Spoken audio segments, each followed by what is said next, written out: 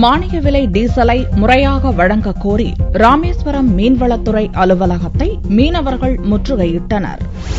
ராமநாதபுரம் மாவட்டம் ராமேஸ்வரத்தில் உள்ள விசைப்படகு மீனவர்களுக்கு அரசு சார்பில் மாதந்தோறும் 1500 லிட்டர் டீசல் மானிய விலையில் வழங்கப்படுகிறது. இதில் புயல் மற்றும் கடல் சீற்றம் ஏற்படும் நாட்களில் மீனவர்கள் கடலுக்கு செல்லாத போது அன்றைய தினம் வழங்கப்படும் டீசல் நிறுத்தி வைக்கப்படுகிறது. இதனால் அதிருப்தி அடைந்த மீனவர்கள் தங்களுக்கு வழங்கப்படும் மானிய விலை டீசலை முறையாக வழங்க வலியுறுத்தி திங்கட்கிழமையன்று மீன்வளத்துறை அலுவலகத்தை முற்றுகையிட்டனர். தமிழக அரசு மீனவர்கள் ரொம்ப வாழ்வாதாரம் கேள்விக்குறியா இருக்குன்னு சொல்றதுக்காக எங்களுக்கு மாதம் 1500 லிட்டர் கொடுத்துச்சு, வருஷத்துக்கு 15000 லிட்டர் கொடுத்துச்சு.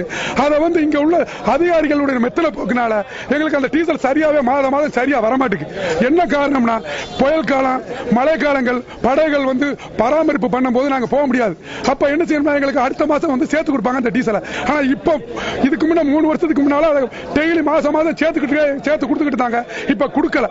இதை கண்டிச்சு இன்னைக்கு டோக்கன் ஆப்ஸ் அலுவலகம் முன்னால அனைத்து விசைப்படகு போராட்டம் பண்ணாங்க. மாதந்தோறும் 1500 லிட்டர் டீசல் மானியத்தில் அரசாங்கம், தமிழக அரசாங்கம் கொடுத்துக்கிட்டு இருக்காங்க. அந்த டீசலை தொடர்ச்சியா பிடிக்காதவங்களுக்கு அடுத்த மாசம் எல்லா மாவட்டங்களையும் கொடுத்துக்கிட்டு இருக்காங்க. ராமேஸ்வரத்தில் மட்டும் அந்த டீசல் கொடுக்கப்படாம பல லட்சம் டீசல் எங்களுக்கு வேஸ்டா போச்சு. நாங்க தொடர்ச்சியா 3 வருஷமா இந்த அரசாங்கத்தை கேட்டுக்கிட்டு இருக்கோம், அதிகாரிகளை கேட்டுக்கிட்டு இருக்கோம். தந்துருவோம் தருவோம்னு சொல்லி ஏமாத்திக்கிட்டே இருந்தாங்க. இன்னைக்கு முடிவா எங்களை வழங்க சொல்லி, இந்த விடுதல் டீசல் வழங்க சொல்லி இன்னைக்கு ஒரு ஆர்ப்பாட்டம் நடத்தணும். இன்னைக்கு எங்களுடைய மீன்துறை துணை இயக்குனர் இங்க அந்த எங்களுடைய டீசலை இன்னைக்கு மத்தியானத்துக்குள்ள வழங்கக்கூடிய உத்தரவாதம் அளிச்சிருக்கிறதுனால எங்களுடைய போராட்டத்தை இன்னைக்கு வாபஸ் வாங்கிட்டு போறோம்.